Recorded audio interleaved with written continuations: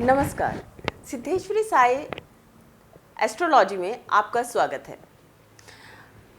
आज के समय पे हम लोग बहुत ज़्यादा एक प्रश्न को फेस करते हैं जब मेरे पास कुछ कॉल्स आती हैं या मैसेज आते हैं कि मेरी शादी को 2 साल हो गए या 5 साल हो गए, मैं कंसीव नहीं कर पा रही हूँ।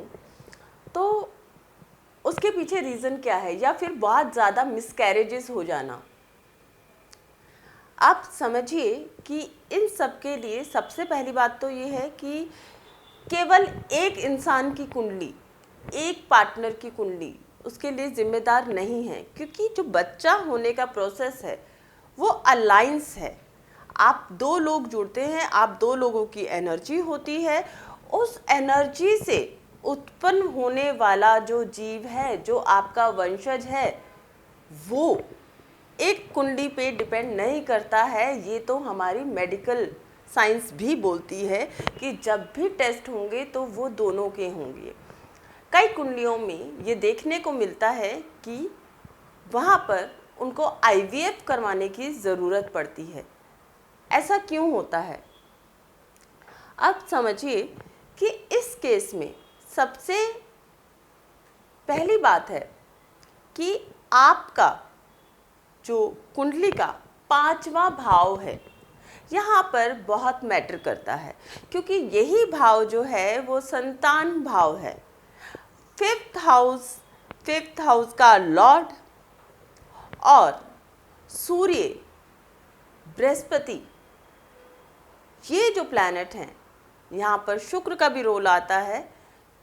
तो ये सब प्लैनेट्स को हमें देखने की ज़रूरत पड़ती है कि कई बार ऐसी स्थिति होती है, जब मैं कुंडली देखती हूँ तो मैं कई बार फीमेल्स को बोलती हूँ कि आपको कोई जेनिटल प्रॉब्लम होनी चाहिए, ओवरी से रिलेटेड प्रॉब्लम होनी चाहिए, या फिर जब मेल्स की कुंडली आती है तो उसमें भी हम इसी चीज़ को देख सकते हैं कि क्या इंसान सच्ची में औलाद देने के काबिल है या नहीं है। क्योंकि हमारे पास में सब तरह की कुंडलियाँ आती हैं, तो इसलिए हमारी इस चीज़ पे एक स्टडी है। यदि आपके पंचम भाव में, मेल कुंडली में पंचम भाव में बुध बैठ जाएं, तो संतान उत्पत्ति के योग को खराब कर देते हैं। जुपिटर को यदि शनि और मंगल एस्पेक्ट कर लें और साथ में आपका फिफ्थ लॉर्ड जो है वो भी दूषित हो जाए, उस पर भी मेलेफिक इफेक्ट आ जाए, तो आपकी कुंडली में संतान के सुख की कमी हो जाती है। अष्टम का लॉर्ड अगर फिफ्थ के लॉर्ड के साथ में युति कर ले और फिफ्थ हाउस में अष्टम का लॉर्ड बैठ जाए, 12वें भाव का स्वामी उसे देख ले, तो आप समझ लीजिए कि आपकी ज़िंदगी में संतान सुख की कमी हो ही जाएगी।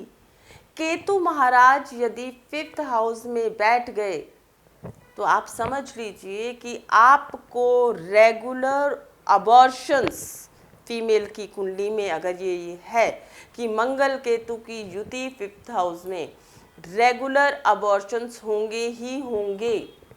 तो ये चीज़ देखनी पड़ती है जब हम एक कुंडली पर संतान के विवेचन के लिए बात करते हैं। आम तौर पर हम रेमेडीज़ देते हैं, ठीक है, एक रेमेडी मैं आपको बता भी देती हूँ। तो लेकिन फिर भी मैं बोलूँगी कि यदि आप इस तरह की समस्या को फेस कर रहे हैं तो किसी अच्छे एस्ट्रोलॉजर से अपनी और अपने पार्टनर की कुंडली दिखाएं, उसके बाद में ही किसी डिसीजन पे पहुँचें। क्योंकि कई बार होता है कि हम इलाज कराते रहते हैं लेकिन आईवीएफ भी सक्सेसफुल नहीं होता है, तो हम उन्हें डायरेक्ट बोलते हैं कि आप बच्चे को एडॉप्ट कर लीजिए। तो ये जो मसले हैं ये सब आपकी कुंडली से रिप्रेजेंट होते हैं। एक अच्छा एस्ट्रोलॉजर इस चीज़ को देख सकता है फिलहाल के लिए मैं एक रेमेडी देके इस वीडियो को विराम दूंगी। यदि किसी के बहुत ज़्यादा मिसकैरेज हो रहे हैं तो वह महिला अपने कटी पार्ट पे, जो कि आपका वेस्ट का पार्ट है, आपके जेनिटल पार्ट से, प्राइवेट पार्ट से ऊपर का पार्ट है, उस पे एक लाल धागा बांध ले तो इससे उनके गर्भपात में थोड़ी रिलीफ मिलते हैं। उम्मीद है ये वीडियो आपको पसंद आया होगा। धन्यवाद।